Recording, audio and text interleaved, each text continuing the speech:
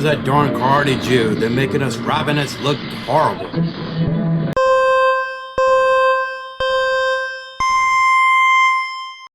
If you've enjoyed this program, please click like and subscribe.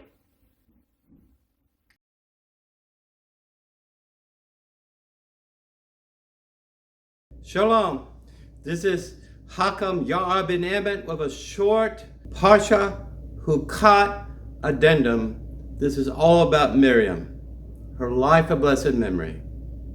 Now, she's not traditionally part of the matriarchs. So when we say our prayers around Shabbos candles, and then we put the mothers, the emmas of the home, a Jewish home, puts blessings upon the daughters, the name of the matriarchs per se. But without Miriam's sacrifices and throughout her life, beginning as a young girl, Moshe would not be Moshe as we remember him. Moshe Avinu. We would not know Moshe, what he is today, without Miriam. What am I saying is that, Moshe's mother and father, brother and sister all grew up together in a nuclear Jewish home in Goshen, Egypt. We know that Miriam took Moshe, baby Moshe, to save his life from the Pharaoh's edict that all the firstborn boys of Goshen, the Hebrews there, would be slaughtered.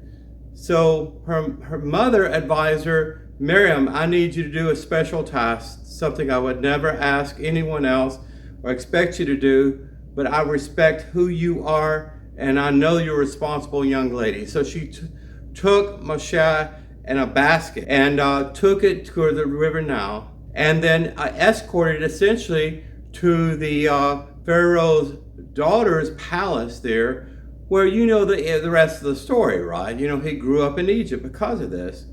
Actually, the name of Moshe is not even Hebrew. It's Egyptian. And a lot of our Hebrew words we take for granted today, found throughout the Jewish Bible, have Egyptian origins. Moshe essentially means to draw from the water. Now, names have significance. Hebrew names have significance. When they're named and appropriately to the glory of God, they take a meaning of their own that outlives that person, and almost in a prophetic sense. Now, Miriam was known as a water giver. You remember the beautiful song she sang, Song of the Sea, as soon as the Hebrews people were liberated from the Egyptian army, who were crushed literally by ocean waves of the Red Sea. She led a song of dance and playing tambourines, a beautiful song. She actually, where she received the notes, none other from God himself. Because sometimes Jewish women listen to things that men miss. Why? Because they're built different. They're built to be more humble, more modest, more righteous, more meek. And Miriam pretty much is the person that represents that definition of Eshekah more than anyone else, simply because of the life she led. Miriam committed one great sin. In her entire life, in the whole Torah, in the 5 books of Torah, they only say that Miriam committed one sin. She did not help to create the golden calf like her brother Aaron did. Yes, Aaron was an instigator with that. He did not use the Levites there to control the madness within Israel when Moshe did not return from the mountain. You know that story too.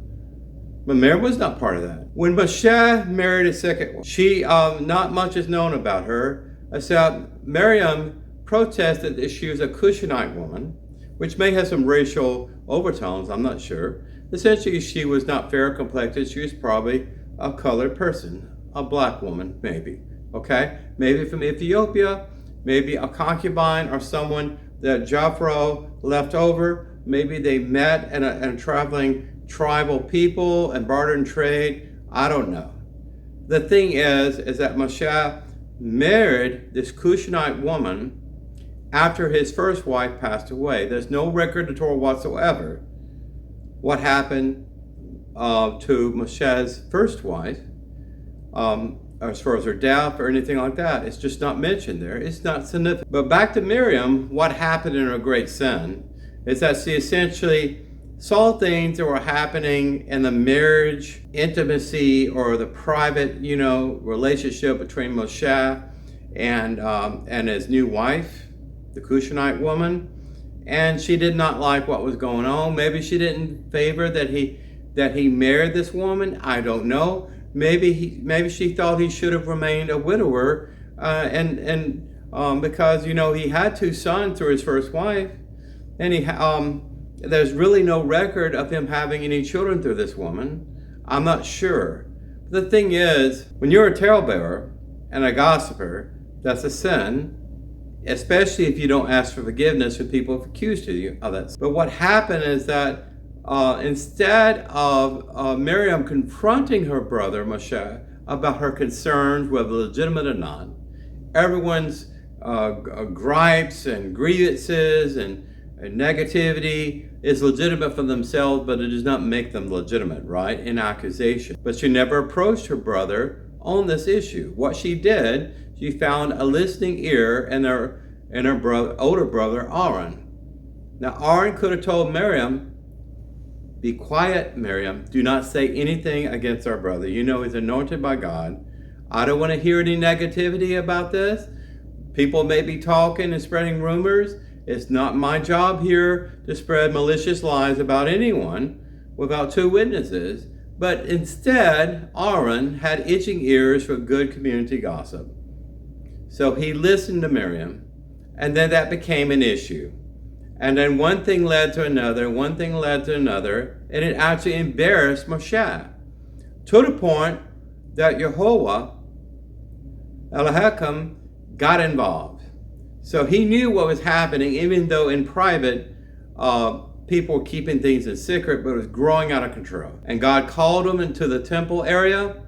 The Shekinah glory came down, and Miriam was judged. Aaron was judged later on for his role with the golden calf, but Miriam was judged for leprosy or Tazarite or something like that, to the point where she had to be driven out of tribe of Israel and be in quarantine status. Aaron pleaded to Moshe to please forgive Miriam of this. Then God relented, and she was healed from that Tazarite condition. Now, we read in Parsha Chukat how Miriam suddenly died. Now, she was an old woman. She was older than her younger brother Moshe, and she died. But it's this one sentence, almost like an afterthought. By the way, Miriam died, and she was buried within the wilderness.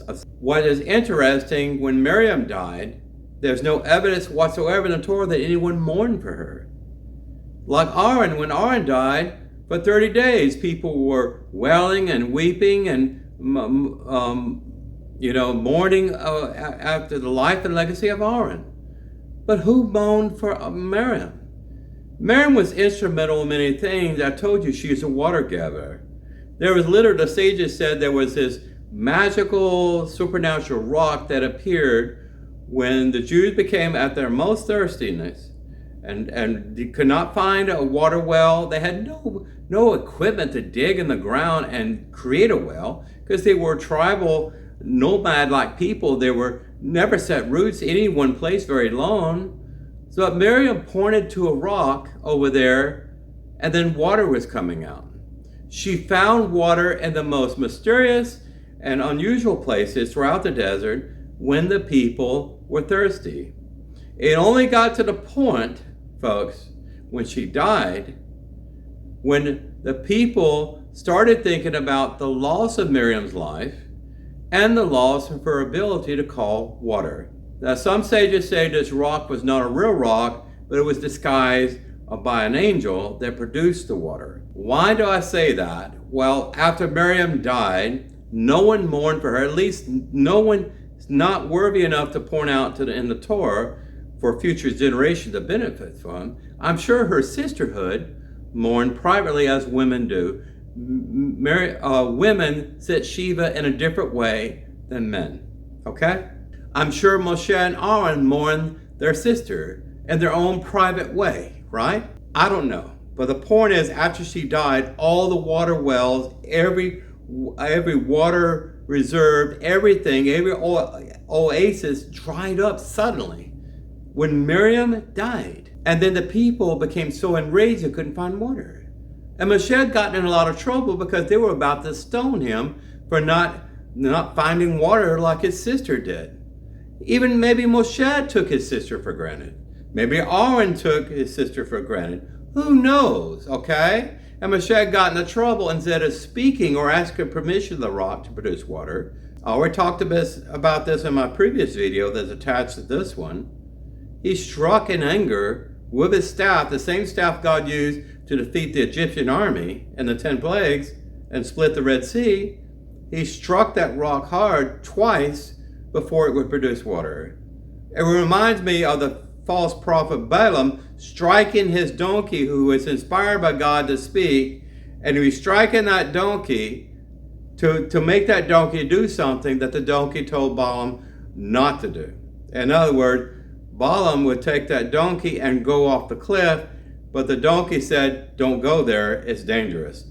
What I'm saying is, and what I'm getting to and wrapping this up, God inspired me to make this video, and I want you to appreciate everyone for all what they are today before they're gone. Because when they're gone, there's consequences, right? Then you start having, a guilty conscience. Then you start thinking about, I wish I wouldn't have said that to that person. I wish I would have paid back that loan. I wish I would have gone to their birthday. I wish I would have celebrated the anniversary, etc., etc. It goes on and on and on. And all you have, in many cases, is a gravesite to visit, whether you choose to visit a gravesite or not. I have a good friend, I'm going to give his name, but he had issues with his mother. He had issues with his family. He had issues, namely, with his sister, to the point he has not visited his mother's grave or area in which his parents were interned in that cemetery in another state, since they were buried there. And as you wait to respect the dead, the dearly departed, we say Baruch ben-Emmett and things like that, the light of Yartzak candle. In every synagogue I've ever been to, when you go in, there's lights on status boards against people's names that shows that the anniversary of their Yartzak, of their death, is that week leading up to that Sabbath service. And I always stand during Kaddish prayer, whether I had someone die in my family or not, I stand because the people who are part of those many, many families are probably dead and gone or moved away. They're not there to stand for Kaddish and respect them. What I'm saying is, Miriam was a wonderful person. She was an Eshekah. She was a lady. There's no indication whatsoever she got married or had any children. We'll just go with what the Torah says. It simply is that she was instrumental in finding water supplies where no one else could find them. She was instrumental in the construction of the music for the Song of the Sea, which is instrumental in every single Shachris prayer we pray. And she was instrumental for being, of course, with Moshe when he could not defend himself and he was a vulnerable baby. Anyway, there's so much emphasis put on men and their legacy. What about women's legacy? I have a daughter and I have a wife, of course, and I am biased because toward the women's point of view, one of the reasons I left Orthodoxy and declared myself to be a proud Hardy Jew is the way women are demonized in many Orthodox circles, not all of them. Rabbis are different, but how they're separated, how they're suppressed, how they're told to wear wigs, how they're told to cover up their bodies like they have the plague, like they're a leper, and put behind screens, put up on balconies, isolated from the men. All of this, it is wrong. And I think it's the evil in the sight of God. And evidently, the people of Israel who did not appreciate the legacy of Miriam until she died, and then transferred that anger and that resentment and that guilty conscience, instead of falling on their face, he said, we wronged Miriam. We should have set Shiva for her. They blamed Moshe and blamed Aaron for not having water in a dry, dusty land. It is human to have human needs. It is human to be thirsty and hungry. That's a reason to complain temporarily and say, someone please save me. Please help me be my Ezra, like King David says in his prayers. But what I'm trying to say is, take liability for your own sins. Be responsible for your own choices in life. And more importantly, never ever show disrespect to those people that are past and dearly past or gone and buried, because they have no advocate other than God. Baruch ben-Emmett, we say that. I say that for people I've never met before who died in Israel when another soldier fell, like this past week. Respect the dead. Respect the dearly parted. Respect them all. Respect fathers and parents that you really despised from growing up, and they were horrible and abusers to you.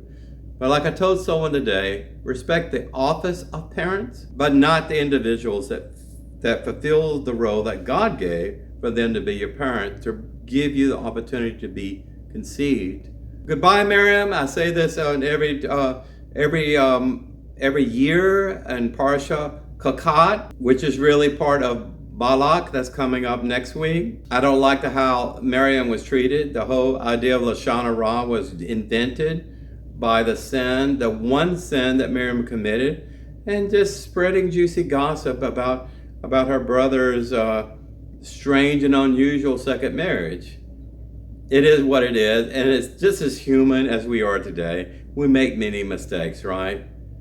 Remember, God chose Moshe face-to-face encounter, and he would not allow anyone to accuse him of anything. God judged Moshe, by not allowing him to go to River Jordan, because he had to strike that rock in anger to get the water out that Miriam would just speak to, bring forth water, rock. I hope you enjoyed the small little video outtake or op-ed on Parsha Chukat in respect of the blessed memory of Miriam, Moshe's unappreciated sister. Take care. Yisai il harim meyayin yavo Azri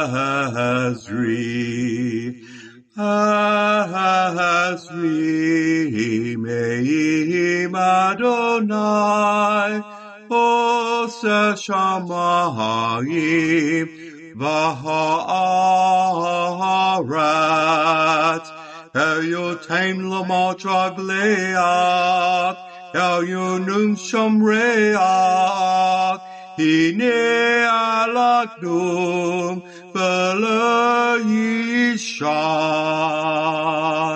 Shomer Yisrael